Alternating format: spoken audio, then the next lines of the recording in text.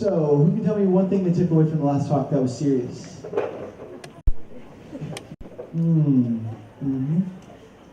Good. That's great. Anything? Someone over here? Oh, yeah. Hey.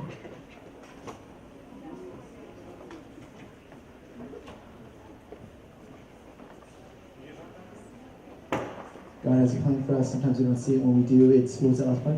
Beautiful.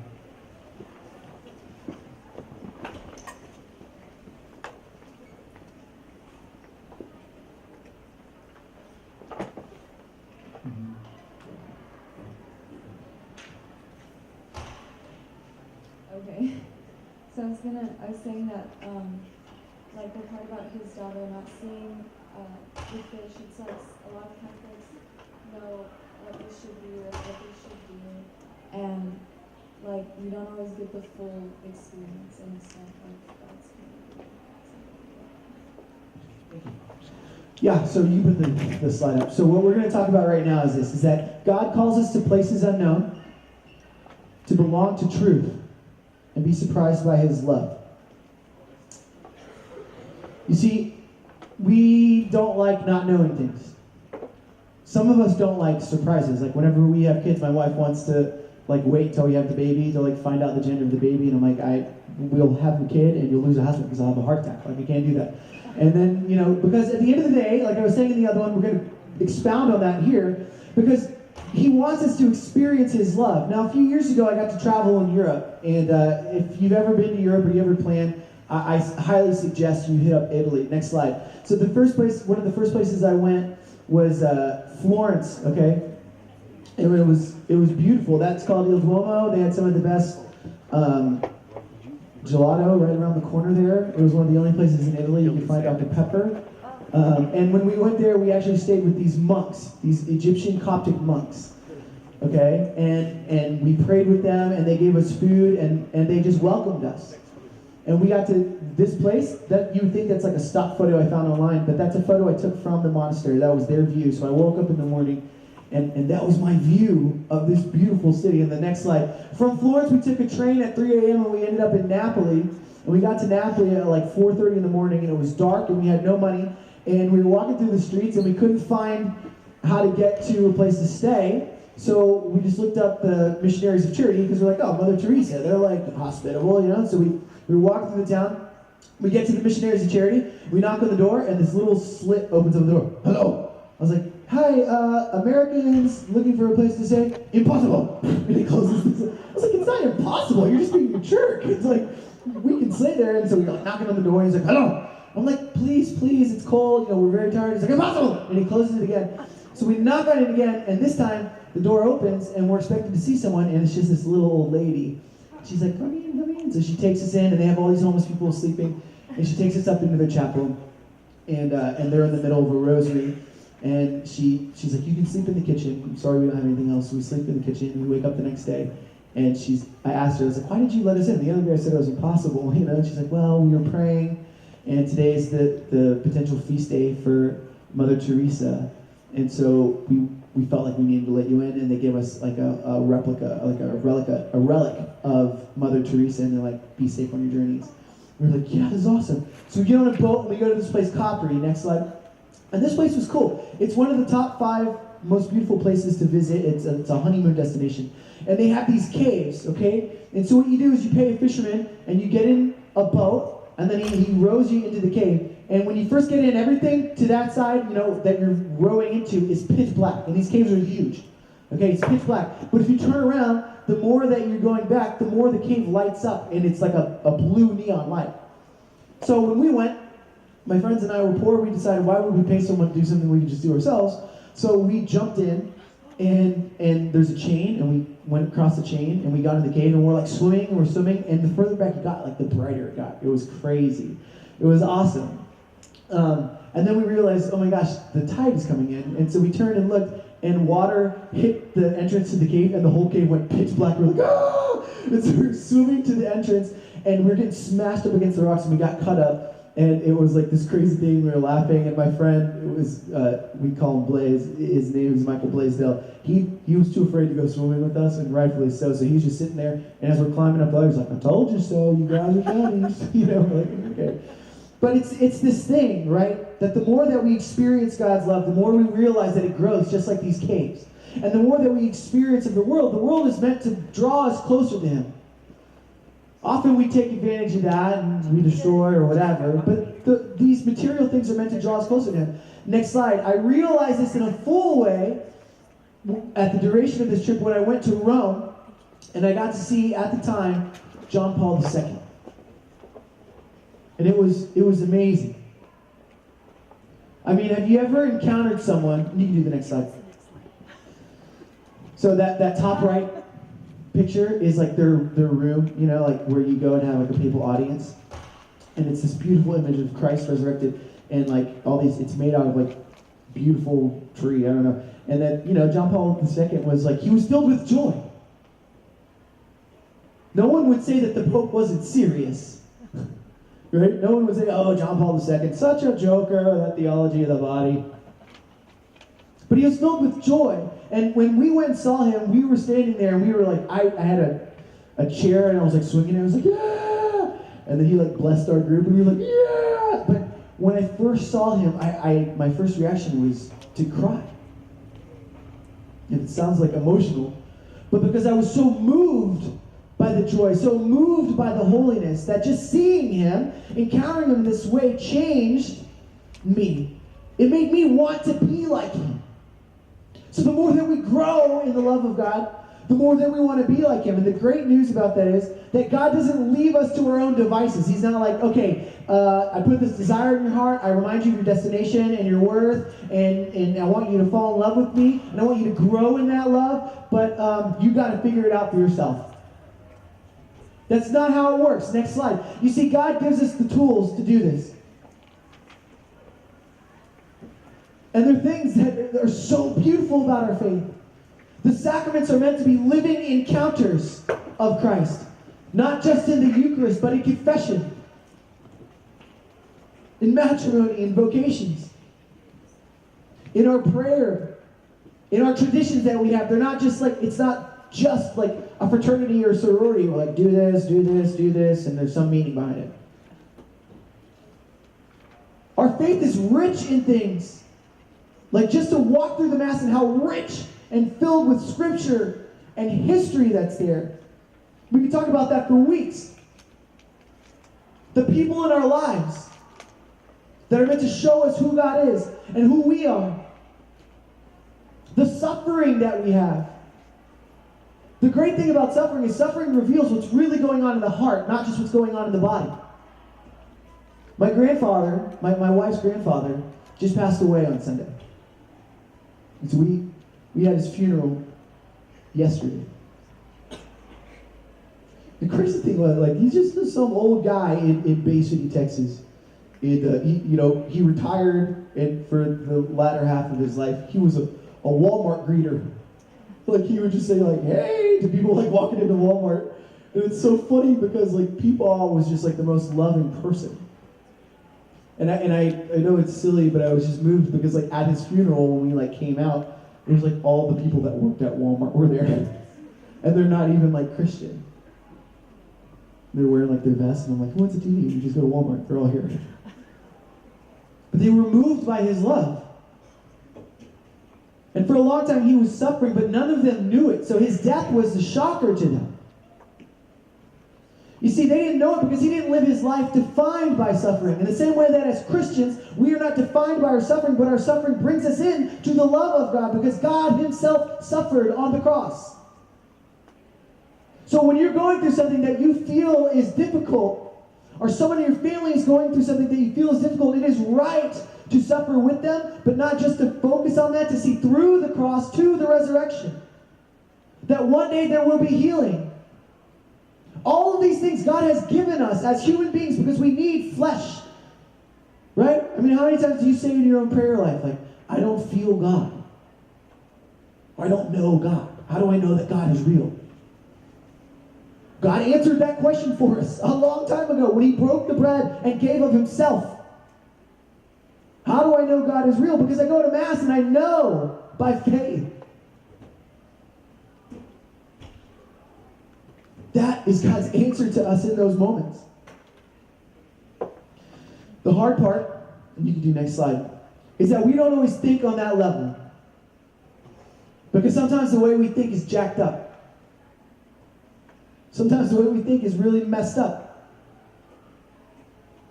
Like when we're caught in like serious sin, and we expect, like, I don't feel God, you know? But like I'm doing coke and sleeping with my girlfriend all the time. Like, yeah, no crap, you don't feel God. Oh, I don't feel God. Like, yeah, because you're just looking at like porn all the time on your phone. I don't feel God because you're a jerk to everyone at your school. You see, when we're caught up in sin, sin isn't just this mistake, right? Like, I really want to hammer this home. Our intellect is weakened. The way that we think about things is weakened when we sin habitually. And even the science would prove that when we do something habitually and it releases toxins in our brain rewires itself over time to want those things. So it's not just a spiritual thing, but here we're talking about the spiritual, our intellect, our will, my desire to do good things is weakened. Sin would not be appealing if it wasn't fun and it didn't feel good. Oh, I gotta go do this again. I hate doing this. No one talks about it that way. And the last part is our appetite.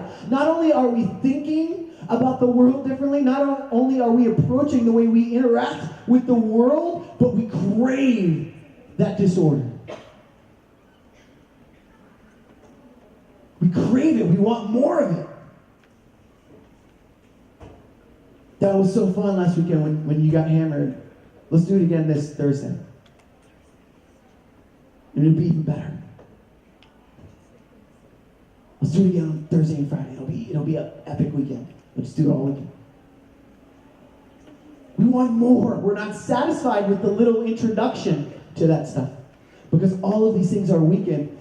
G.K. Chesterton said it like this: God upholds our freedom. It's like the drunk in divine intervention. It's like the guy who's an alcoholic. He walks into a bar, he sits down at the bar and he orders a beer. He says, God, if you don't want me to drink this beer, then you better stop me. God's not going to like strike them down with lightning. I told you, Jonathan, no more drinking. You know? He respects our freedom. And he gives us the tools to turn back to him and to enter into that love in a new way. And it all comes back to that premise, that idea of the first talk, the idea that we're hammering home now. That he wants us to be in relationship with him. When our primary relationship is out of order, all of our secondary relationships are out of order. By primary, I mean by the first person who loved you, the person who loved you into existence, the person who loved you and named you before your parents knew their name. Our primary relationship is our relationship with God. Our relationship with our parents is secondary. I'm sorry. No matter how great you think your parents are, no matter how great as a parent I think I am, I know that their relationship with God is primary. And when that relationship is out of order, guess what? All the other dominoes fall in a row.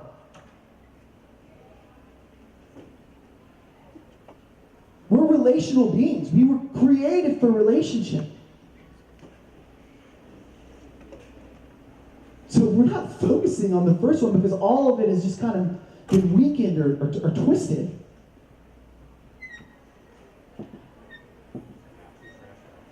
It's just going to be messed up. Next slide. So Genesis 12, Abraham. This guy's a pagan. This guy doesn't know anything of God. His name is Abram. Okay?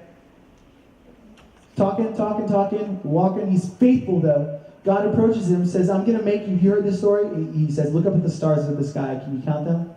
Have you heard that story from Scripture? He says, more numerous than the stars in the sky are the grain of sand beneath your feet, will your descendants be. And the irony behind that, it's meant to be like a little like scriptural joke, right? Because when he calls Abram out of his house, it's not nighttime. We imagine like the Disney perfect thing, like he walks outside and there's like awesome music and it's like, as far as the eye can see, Abram, you know, like. But Abram was called outside during the day. He couldn't see he could see one star in the sky. One big bright star. Not millions of stars.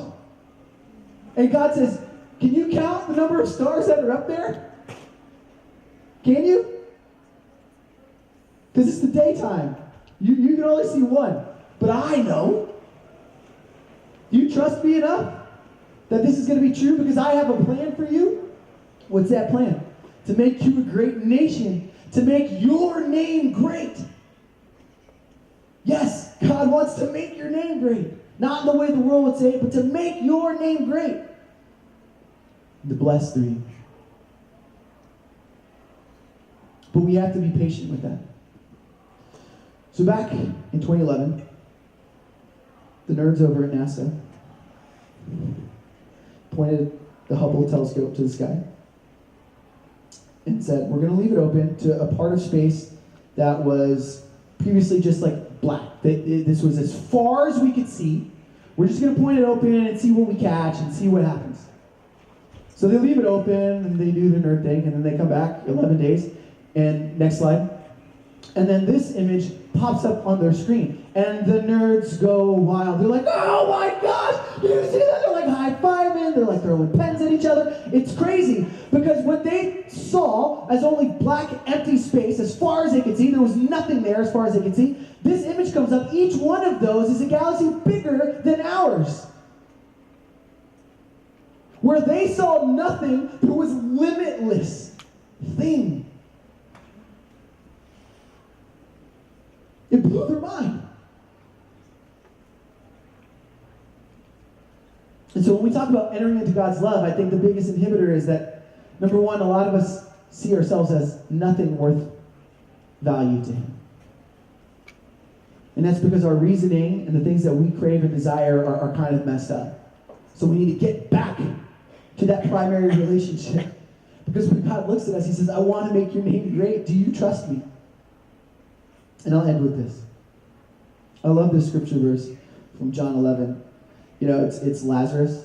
And my friend went, you can do next slide, went to Jerusalem and went to Lazarus' grave. And when we picture again, we always have this like Disney portrayal of scripture. You know, like everything is perfect. And Jesus is like the white guy with like a freshly cut beard.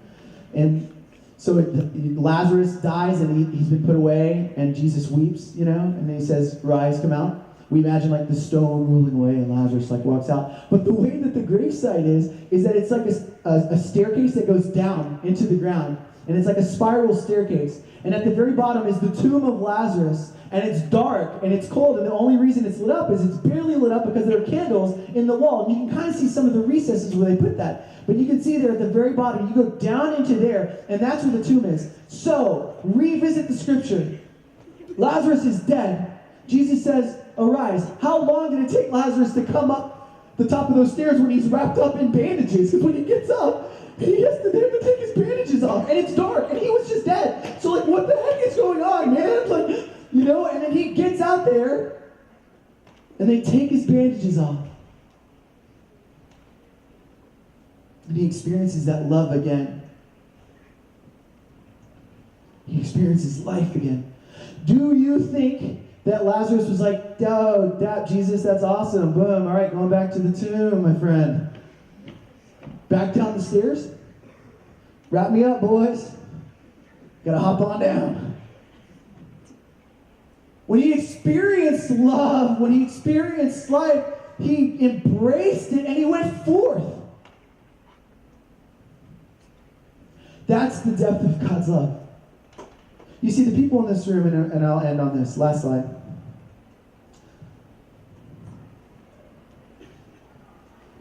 I hate the like American idiom of like, you can be anything you want to.